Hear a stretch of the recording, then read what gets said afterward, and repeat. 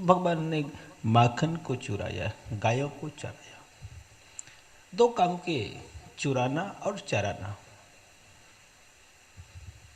परंतु ऐसा रामचंद्र जी के जीवन काल में लेख नहीं आता है।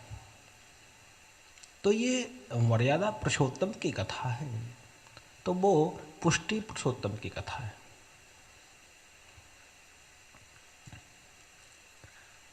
तो हमें सारे ग्रंथों से आदर्श प्राप्त होते हैं, जीवनी सूत्र प्राप्त होते हैं। जीवनी सूत्र यदि हमें चाहिए ना, तो ग्रंथों का सहारा लेना पड़ेगा, उन्हें सुनकर उनके ऊपर चलना पड़ेगा, आरूढ़ हो जाएंगे।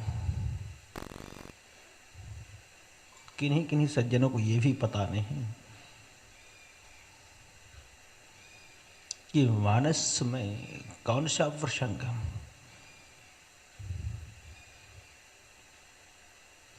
कैसा है, उसकी कथा क्या है, सुनी ही नहीं। पता उन्हें होगा जो कथा को सुनेंगे। पहले मानस का ज्ञान जिसको होता था उसे होशियार माना जाता था, उसको श्रेष्ठ मानते थे।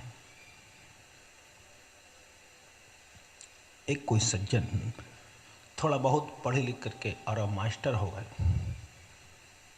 स्कूल में पढ़ाने लगे बच्चों को।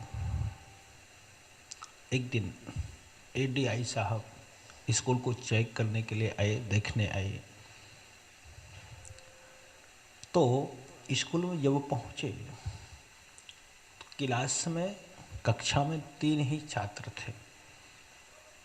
एडीआई साहब ने मास्टर साहब से पूछा कि ये बच्चे कहाँ हैं, ये 3 ही छात्र तो हैं। बोले हाँ सर, राजिए बैठिए। आज आए नहीं। रजिस्टर उठा करके रख दिया सामने। 35 छात्रों की संख्या उसमें अंकित थी। तो एडीआई साहब बोले कि इन बच्चों से मैं कुछ सवाल कर सकता हूँ। बोले हाँ पूछिए। महोदय ने पूछा एक छात्र से कि भगवान राम की कथा के बारे में कुछ जानकारी है क्या? भगवान शिव का जो धनुष था, शिव धनुष किसने तोड़ा? तो पहला छात्र बोला कि मंजू नहीं आया है, हो सकता है सर उसी ने तोड़ा। तो दूसरे वाले छात्र से पूछा तो वो बोला कि अरे हम क्या गुरुजी, हमारे पड़ोसी भी ऐसा काम नहीं करते तोड़ने जोड़ने का। तीसरे वाले छात्र से पूछा, बोला गुरुजी हम जानते नहीं कि तोड़ा ताड़ी कौन करता है और क्यों करता है। मास्टर जी से पूछा कि आप ही इसका उत्तर दे दो।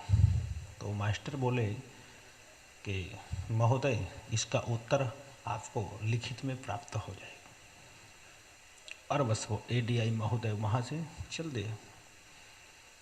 बस 2 दिन बाद एक पत्र लिखा मास्टर महोदय ने कि श्रीमान एडीआई साहब सेवा में, जो अपना नाम था, बोले आप उस दिन आए थे, आपका प्रश्न था भगवान शिव का धनुष किसने तोड़ा।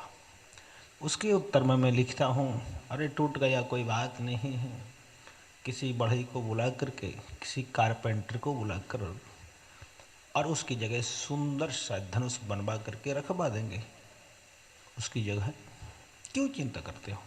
बस ये जैसे ही लिख करके भेजा, एडीआई साहब के पास पहुंचा, उन्होंने पढ़ा।